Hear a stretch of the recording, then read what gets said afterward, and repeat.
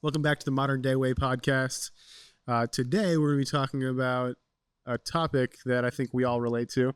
That's the many different hats that entrepreneurs wear. I think a lot of times there's a perception, Rich just said it, watch a transaction happen, get a check, move on to the next one. As all of our days here have been evidence of, I think there's a lot of different roles that we all play. Sam wants to talk a little bit about how he's a counselor, mental health advocate for himself when things get stressful. But no, the reality of it is, one of the biggest things about being in our industries is being able to hop into different roles throughout a transaction where you just need to hop in all the roles that we sit in, whether it be me on the lending side or Sam on the agent side, Rich on the construction development and architectural side. We got a lot of people that work with us and help a transaction transpire, but ultimately the buck kind of stops with us when a problem arises. So there's a lot of different places where we jump in and fill different roles.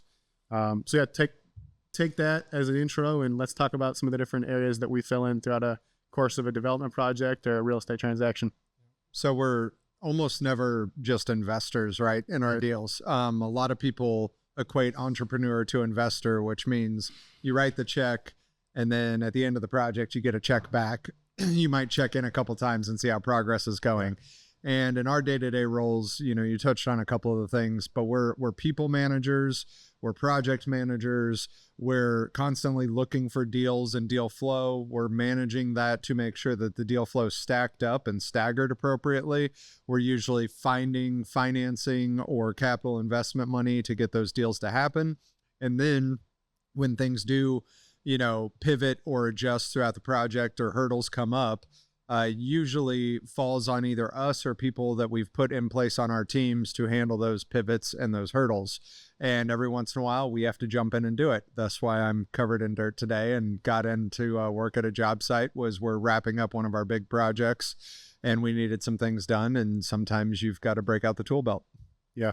I think a lot of times people think about real estate as a passive investment stream. Mm-hmm. We see this stuff on social media where it's, invest in real estate for passive income. I think, that's the ultimate myth of real estate. The only true passive income in real estate is if you invest in a REIT and you just, hold it in your Roth IRA or your 401k. If you're owning property, a lot of times it's anything but passive income that it's generating. It's active income almost 100% of the time. And the only way to get close to that is to have enough scale that you can hire property managers and a maintenance team and leasing agents or mix that into your property management in a way that there are people that make sure you don't have vacancy, make sure that the late night calls are taken care of, make sure that, XYZ. If you can build up a team, what that is that's an extension of you. So like you said, it's still not totally passive, but if you can build up the right team and the right people, you can make a more passive solution than the spot that most people start at, which is kind of landlord, owner, maintenance person, and filling all the roles that need to be filled. Right. What's the scale that somebody has to get to in order to achieve that? I mean, is it 50 doors? Is it 100 doors? Is it a size of a portfolio? Or is it truly just about how good of a team you can build out? It depends on the structure, right, and how integrated they are, but it all depends on the structure. And because you can be a passive investor and not make very much money, okay? Or you can be a very integrated investor where you're not, getting those fees from the property management, but you actually own the property management company. Now, if one of those employees for your property management company is sick or out of town or something, you got to step into that role. Me and Rich were talking about a client the other day who owns over $250 million in real estate. Okay. And his leasing agent was out of town. And so guess what he did? He went to go show units that were renting for $1,500 a month. Yep. Okay, a guy that owns over $250 million in real estate, right? And mostly paid off as well. And so what did he do? He stepped into the shoes that needed to be stepped into because he owns the business and he's fully integrated. So he has the property management side of things as well. So one, small example there, but I mean, we all wear so many different hats on a day-to-day basis. Yeah. You have to. Yeah, you have to. If you want to get deals across the finish line, you have to make sure that, everything is, all the boxes are checked. Okay. All the T's are crossed, all the I's are dotted. And if they're not, you got to get in there and you got to make sure that role that's not being, fully accounted for is now getting accounted for. And so it's different in every different scenario, right? I mean, from a developer aspect, well, you got to get an amendment out ASAP, right? Well, you're blowing everybody up to get that amendment out, in plans or whatever it might be, because the county's got to get it approved. Well, you're not the architect, but you got to get that amendment together. Yep. Okay, you got to get that in. If you're on the agent side, well, different scenarios pop up in every single transaction, and that can give a consumer anxiety big time. You have to talk them through that. You got to give them all the different options that could occur and the one that we're shooting for. Okay, and tell them why that option is going to occur and exactly what steps we have to take in order to get that to happen. So a lot of the time that's hand holding, and it feels a little bit like counseling in some scenarios, and holding the rope to the bridge, right, for people to walk over. But it's ultimately guiding that and making sure that we get to the finish line. So a CEO told me when I was relatively young, and I think it's actually become a soundbite now on social media, but he said a CEO's job is to solve all the hardest problems. And he said, when you have a team of people that work under you, you've got project managers and principals and staff, most of the problems should be solved by those people, which means by the time they get to you, it's because they were too hard for other people to solve. So your day is made up of always solving the hardest problems. And I think that is kind of the role of the entrepreneur as you build a team, as you build staff, is your time should be spent solving the hardest problems. And I think that happens as you become more efficient. And obviously, the better team you have, the less often that occurs. But generally speaking, that's kind of your role as an entrepreneur, just like a CEO, is you have to make sure no balls drop. And so when things start to slip through the cracks or something starts to move, your job is the juggling act and to catch everything before it hits the ground. I think that's also why the greatest CEOs worked their way up, right? They didn't just walk into the seat of CEO. No, they were solving all these little problems before they got to the CEO role, and that's why they have such good experience with solving those problems, and they can give a quick answer that creates a solution. Yeah. So as far as what a CEO does or what an entrepreneur does, it's a whole lot of different jobs every day and solving the problems that were looked at as unsolvable. And one of the unique things specifically with entrepreneur, I do think that you can always equate many things to CEO position and other leadership positions. But as we get into the entrepreneur conversation specifically, one of the things that we consistently try to do is as those things come across, as we solve the hard problems, is immediately discuss, is there a system or an adjustment we can make to make that problem more solvable or less possible in the future, right? And good entrepreneurs are constantly trying to adjust their systems to reduce the number of problems or streamline problem solutions. Document everything. If you document every problem you've had, right? Because there's going to be so many problems that occur that you're going to look back, if you don't document those, you're not going to remember to go back and create a system for it. Yep. And so keep track of the problems you're having, right? And then in the future, go and, catalog all of it and create a system around it so that when it occurs again, because it will occur again, to make sure that it's not a problem that reaches you. Absolutely. It's a fun carousel circus that we live. And I think there's a reason that not everybody graduates to entrepreneur. There's a kind of mindset that if you work your way up and you do a good job and you're productive, that you're going to end up at that highest leadership point. And some people have done that, and that was definitely more common in previous generations. But as we see it today, we see that there's people of certain personality types that make good CEOs and make good entrepreneurs, right? And it's people who not only can deal with, but sometimes thrive in that kind of high stress, high stakes environment, that are not totally risk averse, that, are a different personality type. Because if you try to take the guy who's a really good numbers guy and he's we call them Marine employees, you tell them what to do, you point them in the direction and they get it done, right? There are really, really good uses for those people. Those people rarely make great CEOs or great leaders because they're really good at being told how to solve the problem and then go take care of it. They're not the ones figuring out how to solve the problem. Yeah, it's the difference between an owner and an operator. Yeah. Somebody who can carry out tasks incredibly well, and then somebody who understands that, the buck stops with them, and there's no backstop. There's not another line of defense. If the problem is not solved by that person, ultimately, then the problem is not going to get solved. Yep. And from a personality index standpoint, the last time I checked, the number of people that fit that kind of high level leadership or CEO or entrepreneurial role, that number is like 15% of the population or less. It's right? less. Yeah. Yeah. So it's not, that's not to say that people shouldn't strive for things or shouldn't push for stuff, but it is something to be said, where is my greatest value and how do I extend that? And I think that is, funny enough, a really easy segue into talking about things like passive income, because if your job that you are really good at is going to always be working within a system, then do you want to find something else that lets you catapult your income or your, potential total, personal financial status and your net worth to change your family's life? It doesn't have to just be the career you went to college for that does that, right? And that's all kind of very open-ended in real estate for a lot of people. You can work it from multiple different angles. Work from a lot of angles. Yeah. Sure can.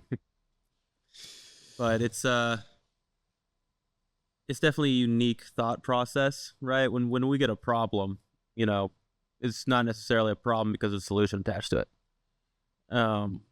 Now there definitely are problems that occur that, are deal killers that, well, it's done, right? And what can we do to avoid it next time is the conversation we have after that. And most of the time the answer is document everything. Right. And document early. We were talking about a deal today where we had a number of conversations and the verbal discussions went a certain way. And then when it came down to actually signing on the dotted line, things adjusted or preferences or opinions adjusted. And that became a really hard pivot to make super late in a deal. And part of our conversation was, if we're going to work through someone, even if we're trying to take a team approach and work together, at the very least, let's get it on paper to make sure that if everybody backs out of this later, we all understand that this is really a back out. And this wasn't just, I was throwing ideas at the wall and it didn't work out, right? Those are two very different situations. Yeah. So here's an interesting thought process when we're talking about entrepreneurs and the mindset that they have to have in order to solve those problems. Rich, do you think that a great entrepreneur can be made, or somebody can learn to be a great entrepreneur? Or do you think it's a personality that you're necessarily born with? I think it's a lot like an athlete. We have athletes that have trained into being great athletes. We have guys who were not first round picks that are in the Hall of Fame, right? So you can start at a different baseline and work your way up. And if you have the natural ability and the natural inclination, it's a lot easier to be a first round pick, right? If you're not 6'7", it's really hard to go be a star in the NBA. I think that's the same with the personality type of entrepreneurs. Is you have some people whose personality type literally walks them out of ever being an entrepreneur, but you have a lot of people in the middle. And if they really want it and they really have a desire to do it, it's likely that their personality type leans that direction. But I do think there are people that can work their way into it and can be successful with it that aren't just 100% like right on the line of what you would expect of a prototypical entrepreneur.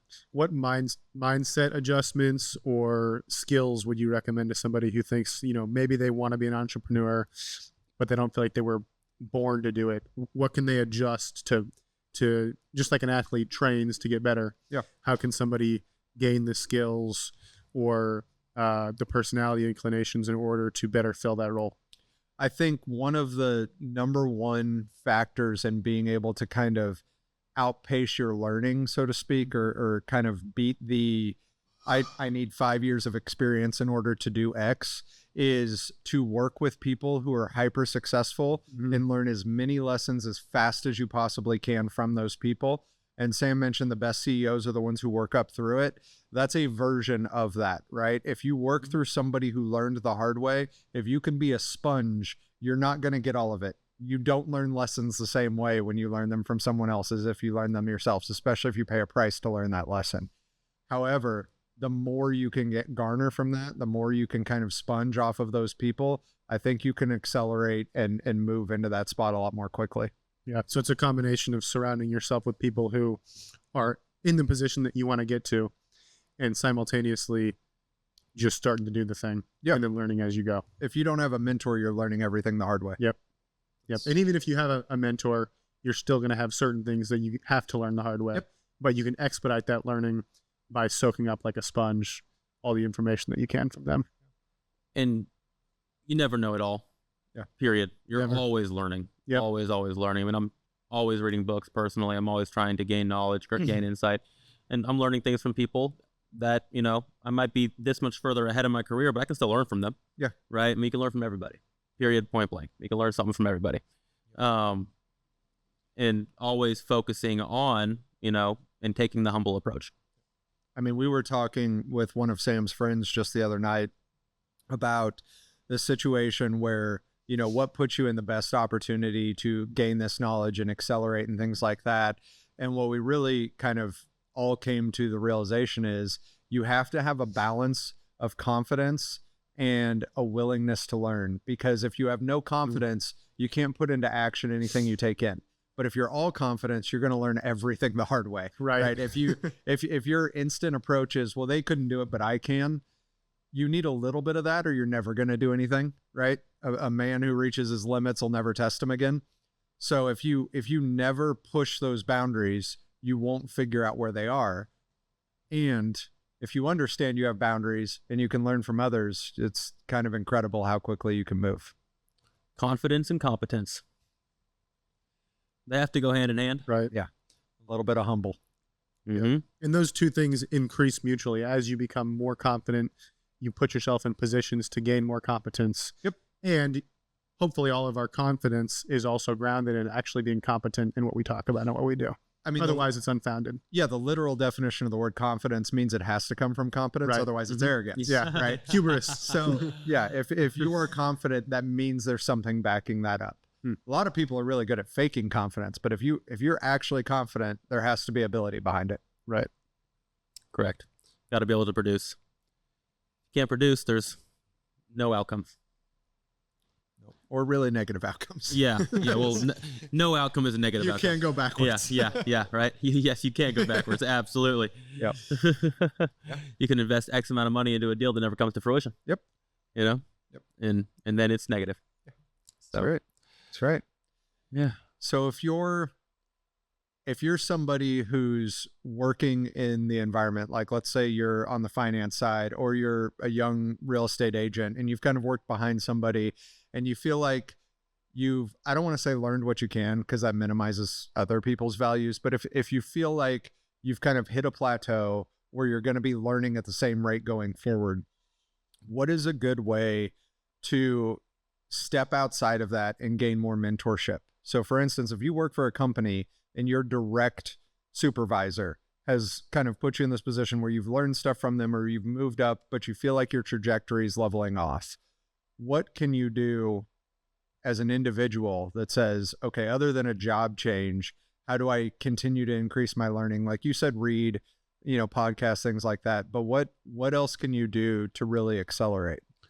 Find the people that are the most successful in the space. Meet with them weekly. Meet with them monthly.